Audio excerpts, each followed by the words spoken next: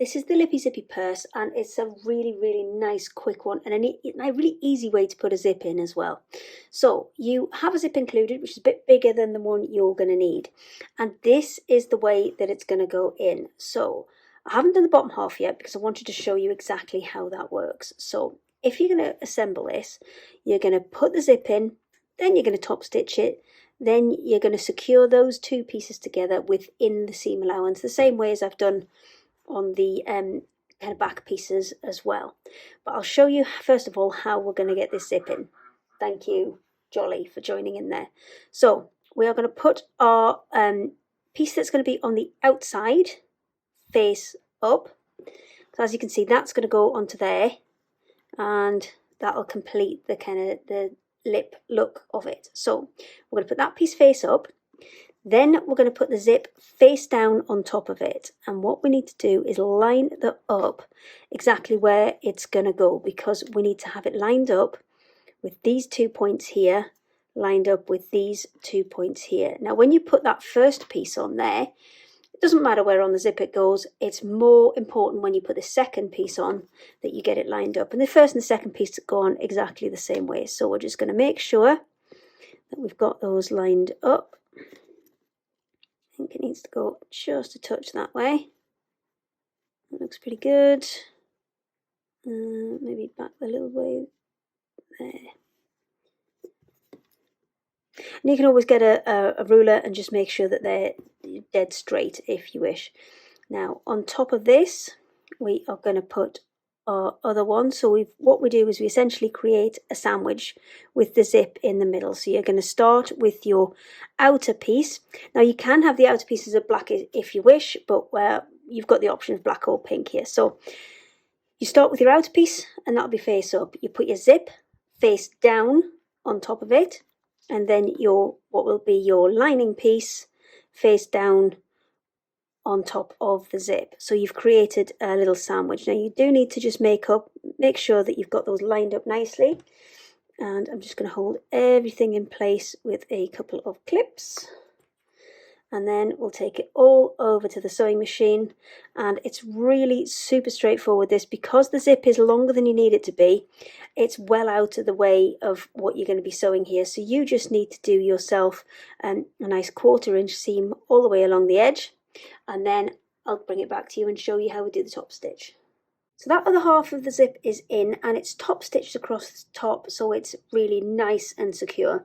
The next step is to actually seal these two pieces together, because when you come to stitch it to its back part, it's going to be way easier when these two are kind of working as one piece.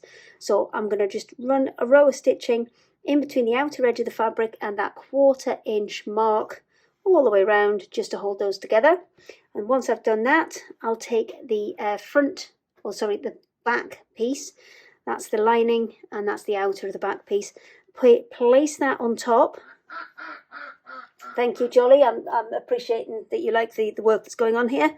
And then using this line here, that 1/4 inch line, we're going to stitch the two pieces together. Now when you do this, remember that you need to have the zip open, and open enough so when you turn it right side out you can just slide it along to do that. So you need to keep that held in position there, and it's worth just popping a little pin through it just to hold that in position while you do. This goes on top, and then you stitch all the way around using that 1/4 inch line. So let me get these two attached together.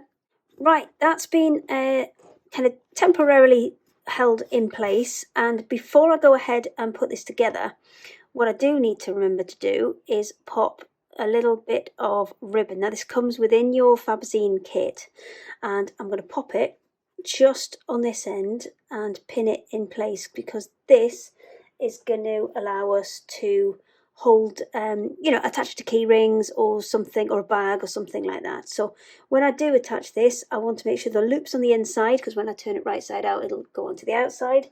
And I'm just going to pop a little pin in place just to hold that where I want it. And then when I come to add the front, or the back, sorry, I'm going to pin all the way around and make sure that I can pin either side of that so I can get that out when it comes around to sewing that part. So let me do that, and then I'll bring it all back so you can see the finished result. So everything's now sealed together. Before I turn this right side out, what I'm going to do is trim off all of that excess thread, the excess zip as well, and the same from this side. So just cut it away, and all of those excess threads as well. And there's the bit where I start and stopped, they can go too.